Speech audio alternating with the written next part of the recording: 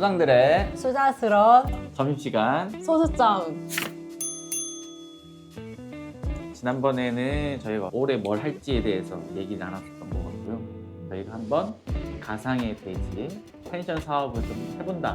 모의고사처럼 전체 설계 기획부터 시작을 해서 설계도 하고 마지막 시공하는 과정까지도 한번 훑어보면 좋을 것 같아가지고 오늘은 지난번에 얘기했던 것처럼 각자 책들을 하나씩 선정했던 걸 가지고 책 다 읽으셨나요? 저는 이 책을 저랑 이 소장님은 이 책을 이제 했는데 그래서 우리가 건축하는 거 외에는 건축 이후에 뒤에 뭐 영업 신고를 어떻게 해야 되는지 그리고 앞단에 이 펜션 자체를 어떤 유형으로 우리가 컨셉을 잡고 진행을 해야 될지 뭐 그런 것들은 우리가 펜션업 자체에 대해서는 이해도가 좀 떨어지니까 그런 게 저한테 좀 새로운 내용으로 조금 읽혔어요. 저는 아예 이 저자랑 다른 분이셔가지고 약간 관점이 컨설팅 쪽이긴 한데 단순화 시켜가지고 펜션을 하는데 막 8개의 원칙 이렇게 만들었어요. 그래서 첫 번째가 입지, 두 번째가 접근성, 세 번째 고객층, 네 번째가 건축, 그 다음에 인테리어, 시설, 서비스, 가격. 단계별로 8개 나눠져 있어가지고 이런 시점에서 이런 걸 좀 고민하면 뭐가 좋을지 도움이 많이 되는 것 같아요. 소영 소장님 읽은 책 제목이 뭐였죠? 노골적인. 돈 되는 펜션 네. 만들기? 그리고 돈이 되기 위해서 펜션을 운영을 하는 거고 내 집이 아니니까. 그래서 이 저자가 제일 중요하게 생각하는 거는 펜션은 내 집이 아니다. 그냥 매장이라고 생각하고 시작을 해야 된다라고 하더라고요. 여기에 내 집이라고 이제 자의식이 들어가는 순간 과해진대 모든 게. 중간중간에 그런 얘기도 있더라고요. 이 펜션 사업에서 최고의 돈을 뽑을 수 있는 거는 서비스나 이런 걸로 돈을 벌 수 있는 건 아니고 제일 중요한 거는 결국 그 예약률을 어떻게 높일 수 있는 건가 그거에 대해서 되게 고민을 많이 해야 된다고 하고 공실이 안 나게. 네. 그리고 차별화에 대한 내용들. 펜션이 아무리 잘해도 콘도나 되게 비싼 호텔들 있잖아요. 그걸 이길 수 없다는 거예요. 그러면 시설적으로 이길 수 없으니 이제 이걸 어떻게 펜션 좀 풀어가야 되는 건지 그런 장단점을 좀 비교해서 얘기했더라고요. 호텔에 있는 룸 서비스를 펜션에서는 할 수 있는 건 아니니까 펜션에서 어디까지 할 수 있는 건지 그런 전략들을 얘기해줘가지고 개인적으로 좀 재밌게 읽었던 것 같아요. 이게 제가 읽은 2, 3챕터에서 약간 비슷한 맥락의 이야기들이 나와요. 여기는 이 펜션 사업을 하는 거니까 우리가 지금 하려고 하는 이 방향성은 이 펜션으로 뭔가 이게 막 대박 나는 펜션을 만든다거나 이거보다 어쨌든 디자인적으로 우리가 해볼 수 있는 거를 해소하면서 우리 프로젝트에 이게 자의식을 어느 정도 담느냐는 좀 중요할 것 같은데 그런 것도 나름대로는 고민은 해볼 필요가 있을 것 같아요. 너무 낭만적으로 생각하는 건 아닌지. 매년 펜션들을 만들어지고 새로운 펜션이 나오면 뭐 뒤에 있는 것도 뒤처지고 이러니까 어떤 게 좀 장기적으로 갈 수 있는 펜션인지 다 똑같은 디자인 하지 말고 저희가 이렇게 한 단지에 여러 개 뿌린다고 했잖아요. 할 때도 뭔가 특색을 하나씩 다 따로따로 줘서 고객층을 좀 다양하게 받을 수 있게끔 해야 된다. 뭐 그런 내용들도 있고 펜션에서도 뭐 유형 있었잖아요. 뭐 전원주택형이 있고 무슨 콘도형이 있고 뭔가 형태가 있는데 인테리어도 뭐 그렇게 좀 나누더라고요. 모던 스타일형, 무슨형 있는데 과거에는 좀 저희가 생각하면 촌스러운데 뭔가 이렇게 화려한 것들이 많았잖아요. 근데 뭐 근래 들어가지고 이제 모더니즘 느낌의 모던 느낌의 감성하면서 다 흰색으로 발라버리고 바닥 마루하는 정도로 끝나버리는데 처음에 몇 개 있을 때는 괜찮았다가 다 그렇게 하니까 이제는 또 밋밋해지고 인테리어 디자인이나 스타일 측면으로 접근을 하면 그 수명이 길 수가 없는 것 같아요. 그리고 그런 측면에서 보면은 고급 호텔이나 따라갈 수가 없잖아요. 시설의 그런 인프라라든지 그런 게. 근데 이 책에서도 보면은 가격적인 측면에서 보면은 펜션이 제법 호텔 수준의 비용을 받아야 이제 수익 구조가 정리가 될 수 있을 만큼 이제 호텔 가격이랑 펜션 가격이 제법 이렇게 가까이 붙어 있더라고요.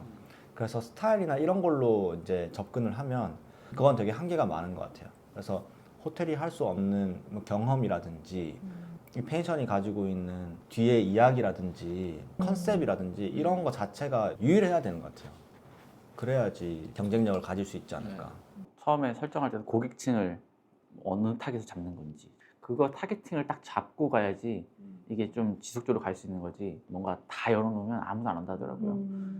그러니까 여기서는 타겟을 커플, 가족, 아니면 단체, 키즈, 애견 이 정도로 구분을 해놨더라고요. 더 나눌 수 있겠지만 근데 이렇게 나누는 이유가 타겟들마다 이용하는 유형이랑 선호하는 점이랑 신경 안 쓰는 점이 다르기 때문에 그걸로 좀 집중을 해야 어쨌든 얼마 안 되는 리소스를 가지고 정확한 니즈에 충족하는 구성물을 만들 수 있어가지고 그렇게 나눠져 있긴 하더라고요. 저도 이 작가분의 최신 버전이라고 해야 되나? 이거 펜션 사업을 위한 최고의 조언인데 여기서 맨 처음에 나왔던 게 진짜 이걸로 수익성을 낼 건지 아니면 전원 생활을 목적으로 해서 나는 여기에 스테이도 놓다가 나중에 내가 내려와서 살 거다, 집이 될 거다라는 생각을 가지고 할 건지 그렇게 두 가지 목적성을 가지고 있었던 것 같아요. 그래서 수익성 같은 경우에는 애매하게 하면은 아무도 안 온다 이거예요. 인테리어나 뭐 이런 거를 방향 컨셉을 제대로 잡아야 되니까. 또 신기했던 게 어쨌든 펜션이니까 저희가 맨날 사는 공간이 아니잖아요. 그래서 그 사람들은 와가지고 하루나 이틀 정도만 사는 거라 동선이나 이런 게 불편해도 괜찮다라는 주의였어서 그 건축가들이 이제 펜션을 설계를 해놓으면 편리한 동선을 하다 보니까 좀 이렇게 이미지나 구도가 안 나오는 것들이 있는데 하루 이틀 정도만 지내는 거라서 좀 다르게 접근해도 좋겠다라는 생각을 말했던 것 같아요. 절대 하면 안 되는 게 집처럼 만드는 거라는데 그치. 왜냐면 사실 하루 만에 일상하고 완전 단절된 상태의 극단적인 그런 체험, 경험을 하게 해야 되는 거니까. 저희 펜션 갔다 온 경험 한번 얘기하면 어떨까요? 저 설에 그 충주 쪽에 사무소 유자동에서 리모델링한 유스 호스텔에 다녀왔는데 거기도 기존 건물 리모델링 한 거여가지고 되게 좋았어요. 실 자체는 그냥 엄청 큰 원룸이고 침대 하나 있는 방에 화장실 있고 이제 밖에 카페 공간이 따로 있었어요. 그 건축 형태는 옛날 건물 그대로에 아마 도장만 다시 한 것 같아요. 아예 검정색으로 하고 인테리어를 다 다시 했는데 거기가 충주호 주변이어서 뷰가 진짜 좋아요. 거기가 무슨 팔경이래요. 그래가지고 제가 충주로 그 수업을 많이 나갔는데도 거기랑 한 30분 거리밖에 더 안 들어가는데도 너무 좋더라고요, 풍경이. 그 카페가 뭐가 없어요. 중심 공간에 그 카운터 겸 그 관리하시는 분 동선이 있고 주변이 그냥 다 통창으로 돼서 앉는 좌석들이에요. 근데 그냥 좌우로 다 열려 있으니까 와, 이런 게 그냥 서울 어디에 있으면 진짜 대박 날 것 같은데 이런 걸 가지고 올 수가 없잖아요. 서울에서는 이 주변 요건을 가지고 올 수가 없고 이 한적함을 느낄 새가 없으니까 아, 그냥 여기 있는 걸로 되게 정말 완벽해지는 그런 느낌이더라고요. 군더더기가 없고 이렇게 시선을 뺏기거나 막 이런 건 없는데 오히려 그냥 좀 차분해지는 그런 경험을 하고서 뷰포인트가 좋은 네. 곳이었네요.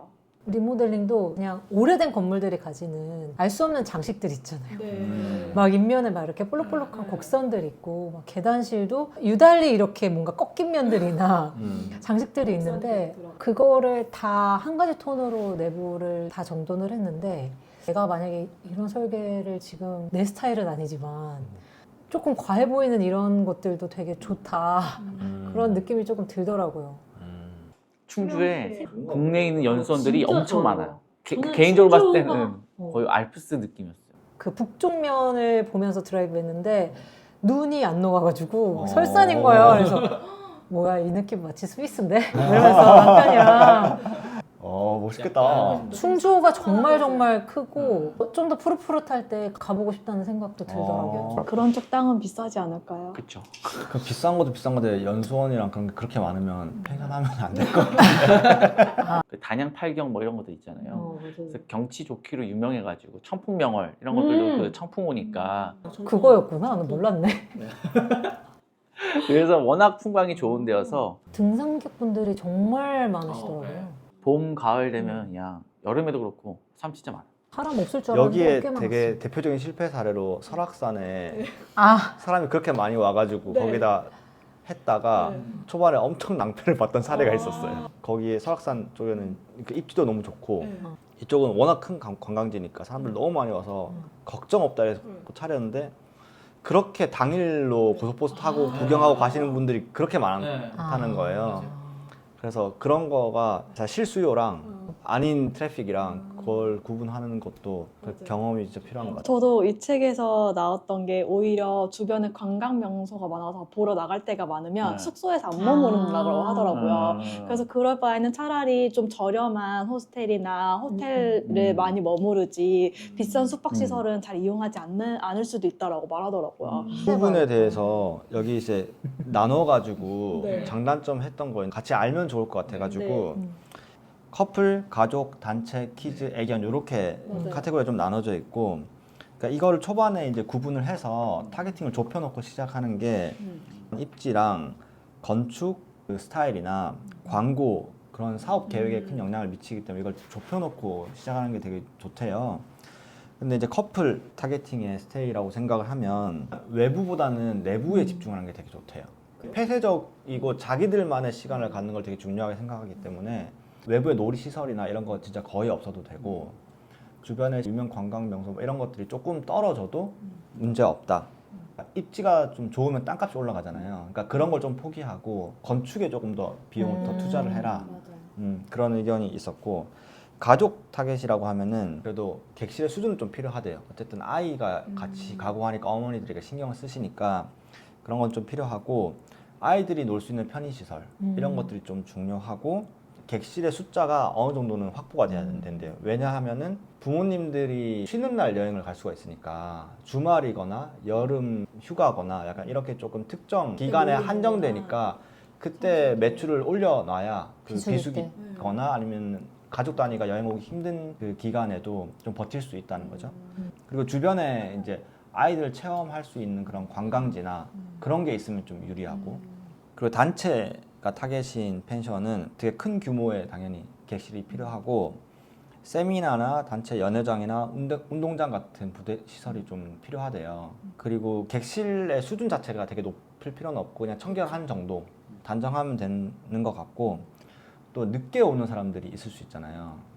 그 합류를 늦게 하는 후발대가 있을 수 있으니까 대중교통이 편리하면 유리하다.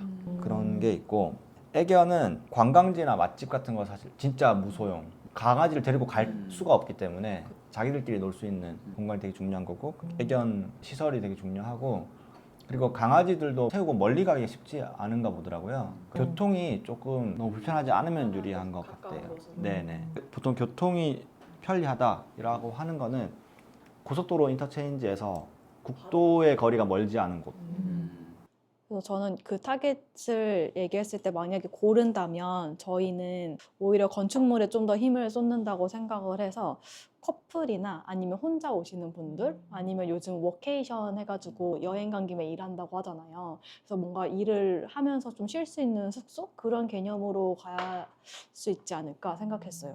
선생님 보실 때는 스테이 저는 기억나는 데가 고성에 맨션 자두라고 하는 데가 있어요. 근데 거기도 부부 호스트 아니에요? 부부시고 아마 건축을 하신 분들인 것 같아요. 맞아요. 그랬던 것 같아요. 기본적인 침대 있고 그냥 화장실 조금 깨끗하고 정원 바라보는 화장실이 좀 있고 그리고 침대에서 뒷마당이 각자 이렇게 다 침실마다 있고 그 여자친구랑 같이 간 거기 때문에 안에서 그냥 맛있는 거 해 먹고 근처에 바우짐 같은 데 구경 가고 그냥 진짜 완전 릴렉스하는 방식으로 갔다 왔어요. 여기 괜찮았어요. 제주도에도 갔었을 때도 거기는 제가 이제 프로포즈 했던 네, 숙소였었는데 숙소 내부도 진짜 그냥 단정하고 깔끔했어요. 뭔가 프로포즈를 위해서 장소를 선정한 거였어요. 그런 건 아니었어요. 근데 제주도 여행 가기를 해놓고 프로포즈 해야 되는 데랑 그 시점이 조금 맞아가지고 준비성이 아주 멋지다. 철저하시네요. 두 군데 다 되게 기본에 충실하고 깔끔하고 그냥 단정했거든요. 생각보다 그런 데가 생각보다 찾기가 쉽지 않은 것 같아요. 오히려 너무 꾸며져 있고 맞아요. 다 인스타그램 단정한 걸 처럼. 좋아하는 생각보다 이게 조금만 캐릭터가 있다 이렇게 느껴지면은 숙박비가 한 10만 원 이상 더 올라가니까 맞아요. 그런 데를 뭐 3박 4박 이런 식으로 여행을 가기는 쉽지가 않고 한 10만 원 정도 더 싼 금액으로 내려오면 퀄리티가 와르르 무너지는 느낌이 있는데 그 중에 깔끔하게 잘 정리된 곳들 그런 곳들이 생각보다 잘 없는 것 같아요. 그리고 그런 데들은 트렌드를 별로 안 타니까 오히려 좀 장기적으로 갈 수 있는 것 같기도 하더라고요. 맨션 자두는 아침에 조식을 이렇게 피크닉 바스켓에 갖다 주셨고 또 제주도 멘션은 같이 모신 조식하는 식당이 있어요. 근데 시간대를 다 다르게 해주셨던 것 같아요. 네. 그런 호스피탈리티가 다 좋았던 것 같아요. 근데 저는 제가 경주에 예전 모텔 같은 거를 리모델링 한 거였는데 증축해서 옆에 공용 다이닝 공간이랑 스파하는 그런 데를 증축하신 것 같더라고요. 그래서 근데 주변에 사실 거의 아무것도 없어. 그러니까 거기 들어가면은 그 안에서의 스케줄에 맞춰서 그 안에서만 생활을 해야 되는 경험을 처음 해본 거예요. 근데 되게 좋았어요. 딱 들어가면은 체크인하면 이렇게 쿠폰북 같은 걸 줘서 뭐 웰컴 드링크 여기에서 3잔 정도를 무료로 마실 수 있고, 근데 거기에 바도 되게 잘 돼 있어요. 그래서 주류가 이렇게 엄청 다양하게 세팅이 돼 있고, 포토존도 들어가자마자 있어요. 뒤쪽에 이렇게 밭 배경으로 뭐 카메라 여기 설치해서 딱 찍게 앵글까지 잡아놓은 스탠드가 있고, 내부의 인테리어도 다 그냥 우드톤이고 되게 좋았어요. 그러니까 시간의 때가 되게 묻어있는 그런 느낌이었는데, 그리고 그것도 줘요. 폴라로이드 카메라. 여기서 10장을 찍을 수 있다. 되게 좋잖아요. 그래가지고 그러니까 전체적으로 처음에 경험이 되게 좋았거든요. 그러고선 실에 딱 들어갔는데, 실은 그냥 거의 옛날 뭐 이불보 같은 거 하나 깔고 잘 수준의 정말 작았어요. 근데 거기도 산뷰가 있고 뭐 도시뷰가 있고 뭐 이런 식으로 선택을 할 수 있었던 것 같아요. 그래서 저녁도 예약을 했어. 그러니까 가자마자 스파랑 저녁 시간 예약을 해. 그러면 거기서 주변에 폴라로이드 찍으면서 주변 산책을 조금 해요. 그러고선 저녁 먹으러 가면은 그 타임에 한 대여섯 팀이 이렇게 코스처럼 주시거든요. 그러면 이렇게 똑같은 공간에 앉아서 똑같은 순서로 그 음식을 먹으면서 그 주류나 이런 오징어 것도 게임. 그래서 약간 되게 좋았어요. 공간도 좋고 음식도 진짜 맛있고, 그 주류도 주신 그 쿠폰으로 이제 거기서 시켜가지고 뭐 와인도 한 잔씩 마시고, 그거 끝나면은 이제 스파를 하거나, 스파를 당일 예약 못한 사람은 이제 뭐 밤 시간대에 바를 이용하고, 저희는 이제 그 체크아웃 하기 전에 스파를 해야 돼서 아침에 이제 일어나자마자 스파를 하러 가야 되는데, 거기도 아침에 바스켓에 넣어주세요. 빵이랑 우유랑 엄청 예쁘게 세팅을 해서 그걸 들고 스파를 하러 가는 거예요. 그럼 이제 스파하러 가서 거기서 그거를 먹어요. 그러고서 이제 준비해서 나오는데 이렇게 착착착착 해야 되는 게 다 결정이 돼 있으니까. 근데 거기에 들어온 모든 사람이 그 똑같은 경험을 한다는 생각을 하니까 약간 소름 끼치는데? 조금 이상한 기분이 들었어요. 그러니까 너무 주변에 아무것도 없이. 근데 내가 숙소에서 뭐 주방이나 이런 게 있어가지고 자율적으로 해먹고, 뭐 거기서 뭐 풀이나 이런 게 있어서 자쿠지에 몸도 담그고 뭐 이런 게 아니면은 조금 이상하다. 그런 느낌을 받았어요. 근데 선생님은 그러면 최근에 제주도 갔을 때 거기도 오래된 집을 부부가 이렇게 수리하면서 다 고쳐가지고 펜션으로 만들어가지고 그거를 이제 예약을 했었거든요. 전에도 여행을 하면서 독채에서 저는 여행하는 게 너무 좋은 거예요. 그냥 눈 뜨고 나오면 마당 밟고 약간 좀 여유롭게 걸어 다닐 수 있는 공간이 너무 좋았어요. 그래서 이번에 제주도 가서 고르고 싶었던 숙소가 그 숙소 안에서 좀 동선을 갖고 싶었거든요. 또 겨울에 가다 보니까 좀 숙소 안에서 여유롭게 보내고 싶다라는 생각 때문에 좀 독채인데도 좀 이렇게 동선이 있을 수 있는 곳을 좀 찾았던 것 같아요. 담벼락도 다 높아가지고 완전 여기 프라이베이트하고 그 안에 이제 스파를 할 수 있는 야외 욕조가 있었거든요. 그래서 그 밤에 별 보고 싶은 거 있잖아요. 그냥 욕조에 누워서 노천을 너무 해보고 싶은 거예요. 네, 그래가지고 노천을 해야겠다 해서 그런 숙소들을 막 찾았거든요. 거기에는 이제 침실도 있고 이렇게 앞에 거실처럼 해가지고 빔 쏴서 볼 수 있게 돼 있고, 그리고 그 옆에 부엌처럼 또 한 켠 마련돼 있고, 중간에 이제 마루 공간처럼 돼 있었어요. 그리고 욕조 이제 바깥으로 나가면은 스파 공간 있고, 그리고 스파 공간을 바라보는 내부 조그마한 실이 있었거든요. 소파 잠깐 있고 화장할 수 있는 공간처럼 마련돼 있었는데, 그러니까 뭔가 공간이 왔다 갔다 할 수 있는 동선이 생겨서 좀 너무 좋았던 것 같아요. 그 안에서도 뭔가 이야기가 계속 생기는 느낌이라서, 그래서 뭔가 마당이 있는 숙소가 주는 게 저는 좀 크다라는 느낌이었어요.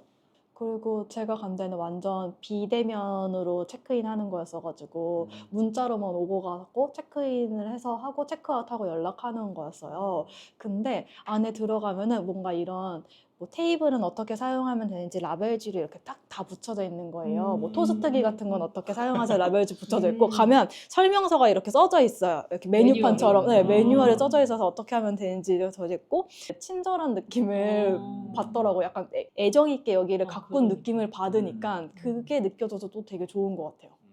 우리가 하는 거에서 저희가 막 그때 가구도 우리가 만들고 안에 있는 것도 다 우리 손으로 조금은 서툴지라도 해봐요 했잖아요. 그래서 그런 것들이 좀 전달될 수 있으면 또 색다르지 않을까요? 약간 여기에서 이제 막 그런 거 나거든요. 우리는 지금 가구나 안의 공간을 그래도 조금은 애정 있게 만들 생각인 건데 이제 여기에서 가구나 이런 것들은 소모품이라는 시선으로 일단 바라보는 게 조금 있고 뭐 투숙객으로 인해서 고장나거나 문제가 생기더라도 사실상 그거를 고치게 하거나 비용을 물게 하기는 어렵다고 얘기하더라고요. 차라리 그거는 내가 감수하더라도 그냥 좋은 리뷰를 남기게끔 유도하거나 좋은 리뷰를 하나 얻는 거죠. 그러니까 그런 소모품이라고 식으로. 생각하는 것 같아요. 근데 그거는 사실 어떤 식으로 이 스테이를 우리가 정의하느냐에 따라서 정말 그냥 안에 껍데기는 가볍게 가져갈 수도 있는 거고 물론 그렇게 생각하진 않았어요. 저도 그래도 내 취향이 좀 듬뿍 담긴 공간을 하나 갖고 이게 자의식. 이 생각하면 이제 그렇지. 이게 이 책을 쓰신 분은 어쨌든 컨설팅 하신 분이니까 일반론을 얘기하는 수밖에 없다고 생각을 했어요. 우리는 그런 얘기를 했잖아요. 우리 각자 재료를 구축하는 방법에 대해서 진짜 끝까지 파가지고 한번 구축을 실제로 해보기 위해서 이게 펜션이라고 하는 업태를 툴로 쓰는 거잖아요. 여기서 말하는 방식들이 우리한테 100% 적용이 안 될 수도 있겠다는 생각은 조금 들었어요. 그리고 여기는 좋았던 게 그 집 안에 주차가 안 돼서 어디 주민센터에 차를 대고 들어오라 그랬어요. 그러다 보니까 자연스럽게 이제 마을을 걸어가지고 집을 들어가는 동선이 되는 거예요. 그러니까 진짜 내가 내 집 찾아가는 것처럼 느껴지더라고요. 동네도 약간 구경하고 주변에 무슨 가게 있나 보고 그래서 그런 것들이 또 재밌었던 것 같아요. 심지어 그게 재밌었구나. 되게 불편하다고 생각했어요. 근데 물론 짐을 맨 처음에 끌고 가고 이런 건 불편하긴 한데 근데 주변에 어떤 가게 있는지 한 번씩 보고 나갈 때마다 한 번씩 들러보고 이러니까 좀 동네가 좀 더 정감 있게 느껴지더라고요. 주차장이 멀리 떨어져 있는데 그걸로 뭔가 효과를 보긴 한 거네요. 그 동네가 그래도 잘 정리돼 있으니까 또 좋았던 볼만하니까. 맞아. 근데 그걸 처음에 만드는 사람은 진짜 고민했을 것 같아요. 그쵸. 아, 주차 떨어져서 그냥 큰일 났다, 망했다 약간 이렇게 생각했을 것 같아요. 근데 그 땅 찾아볼 때 작은 카페라도 주변에 어디 갈 데가 조금 있으면 마을 같은 분위기가 그래도 조금 온기가 있는 동네면 좋겠다는 생각은 했던 것 같아요. 근데 요즘은 막 그렇게 의도적으로 걷게 하는 곳들도 있는 것 같아요. 그게 뭐 과하진 않더라도 펜션 내부에서 리셉션 건물 앞에 차를 대고 걸어서 올라가게 한다든지 그 정도는 일부러 하기도 하는 것 같아요. 산마을? 필리안 산마을. 거기 핸드폰 봤나? 핸드폰으로 하나 본다고요? 디지털 디톡스 하러 가는 거예요? 거기서도 코스 다 있어요. 그 오늘 하루 돌아야 될 코스나 이런 거 다 짜져 있어가지고 들어갈 때 핸드폰 두고 들어가고 강아지 따로 맡기고 되게 약간 메디컬 힐링. 의사가 이제 그걸 만들었으니까 저는 개인적으로 좀 작은 데 같은 데는 호시담 담양에 있는 호시담이 정재원 축가가 맞아요. 했던 벽돌로 했던 이렇게 펜션이에요. 근데 사진으로 보면은 엄청 하늘이 열려 있고 막 되게 풍광이 좋아 보이거든요. 근데 개인적으로 놀랬던 거는 그 사진만 보고 찾아갔는데 올라가는 길이 너무 안 좋은 거예요. 주변 환경 자체가 아무것도 없고 약간 언덕 위에 보강토로 옹벽 쌓아서 만든 펜션 단지예요. 너무 놀랬던 거는 담장이나 이런 걸 통해 가지고 밑에 있는 걸 적당히 가리는 거예요, 일부러. 그 앞에 있는 담장이 조금 있으면 밑에 있는 게 안 보이잖아요. 그럼 하늘만 더 열려 보이고. 그래서 건축으로 그렇게 좋지 않은 땅에 효과를 되게 확 땅의 가치를 끌어올렸다는 생각이 들더라고요.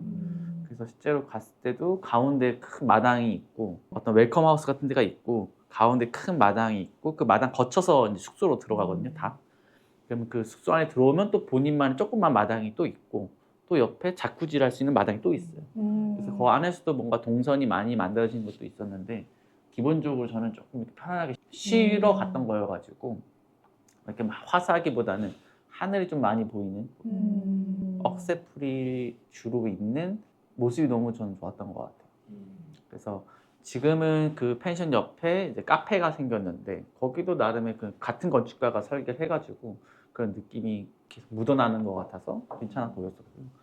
전체적으로 제일 놀랬던 거는 이런데 이런 게 있나? 그러니까 아까 말했던 저희가 좋은 부지를 구할 수 없다고 했을 때 건축으로 맞아요. 그런 것들을 해결해야 되는데 그걸 되게 한국적인 그런 담장이라는 요소를 가지고 되게 잘 풀었다는 생각이 들더라고요. 그래서 거기도 가면 웰컴 드링크 주고 아침 식사 주고 숙소도 다 잘 되어 있어서 마음 편히 보러 가긴 좋았던 것 같아요. 뭐 가구나 뭐 이런 것들도 꽤 좀 좋은 브랜드가 있었어가지고 개인적으로 좋아하는 건축가였어가지고 생각해보면 호시담은 뭐 인스타 이런 홍보라기보다 그냥 저는 입소문으로 어떻게 알게 된 것 같아요. 그리고 다음으로 좀 괜찮다고 했던 숙소는 그 저는 애견을 키우고 있어가지고 소노빌이라고 하는 데가 있어요. 그러니까 예전에 대명 콘도에 사실 이제 스키장 위주의 그런 콘도니까 사실 겨울철에만 있고 여름철에는 이렇게 잘 안 되잖아요.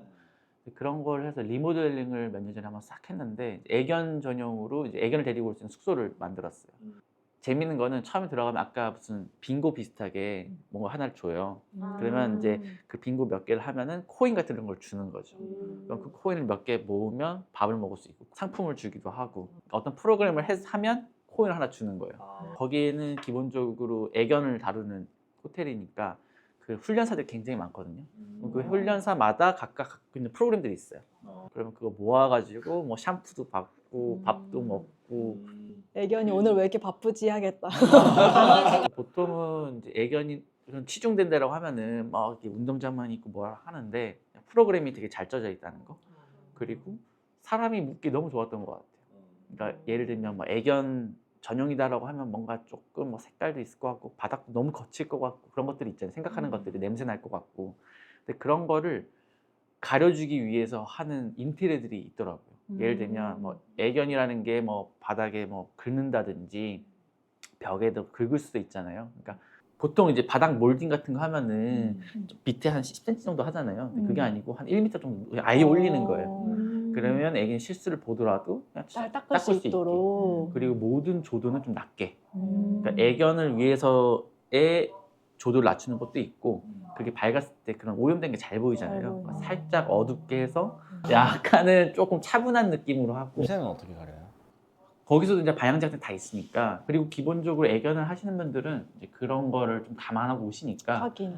엄청나게 막 그렇지는 않아도 괜찮다고 생각하죠 보통. 그리고 그런 엘리베이터도 애견 전용 엘리베이터와 일반 승객이 쓰는 엘리베이터 따로 구분을 해놨어요. 보통 코어가 이렇게 있으면 옛날에도 뭐 콘도가 크니까 양쪽에 무슨 엘리베이터실이 있잖아요. 그러니까 여기는 애견 전용으로 하고 여기는 일반인 전용으로 하고 그러면 그 모든 층은 다 애견을 쓰는 게 아니고 그러니까 뭐 10층이면 뭐 7, 8, 9층만 애견으로 쓰니까 그렇게 나눠서 쓰더라고요. 그다음에 프로그램 서비스 같은 게 굉장히 좋아요. 책에서도 보니까 답사를 많이 다니라고 하더라고요. 그래서 좋은 숙소를 많이 가야겠다 생각했어요. 전 책에서 하는 분이 답사를 가는데 하지만 박람회 있잖아요. 박람회 가지 말라. 그러니까 박람회가 좋긴 한데 박람회를 갈 바에면 요즘 소득층들이 노는 카페를 간다든지 레스토랑을 간다든지 그 취향을 보러 다니라고 하더라고요. 결국은.